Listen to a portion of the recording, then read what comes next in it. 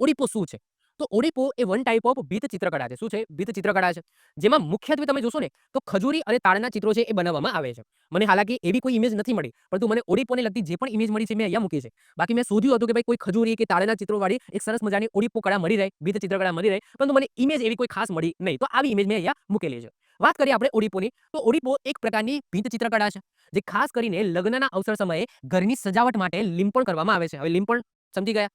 આ કળા ખાસ ગ્રામીણ ક્ષેત્રના મકાનોની અંદર જોવા મળે છે. ગામડાના મોટા ભાગના ઘરોની ઓસરી દિવાલ ઉપર લીંપણ કે ઓડિપો કરવામાં આવતો હતો.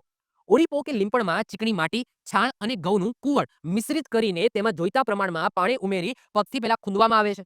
તેને સ્થાનિક બોલીમાં શું કહેવામાં આવે? ગારિયું કહેવામાં આવે છે. આ યાદ રાખજો.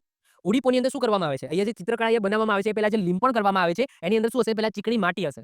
એના પછી છાણ ઉમેરવામાં આવશે અને ઘઉંનું કુવળ ઉમેરવામાં આવશે. અને આ ત્રણનું મિશ્રણમાં પાણી રેડીને પહેલા પગથી ખૂંદવામાં આવશે. અને એના પછી હાથથી લઈને શું કરવામાં આવશે? આ રીતના લીંપણ કરવામાં આવશે. અને આ જે મિશ્રણ બને છે ને, આ મિશ્રણ એને શું કહેવામાં આવે છે? યાદ રાખજો, ગારિયું કહેવામાં આવે છે.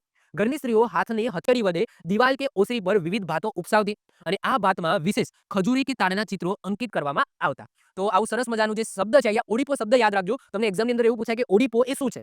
તો ઓડિપો એ વન ટાઈપ ઓફ ભીત ચિત્રકળા છે. અને આ ચિત્રકળાની અંદર માટીનો ઉપયોગ થાય છે, એટલા માટે મેં માટી કળાની અંદર આને સામેલ કરીએ છીએ.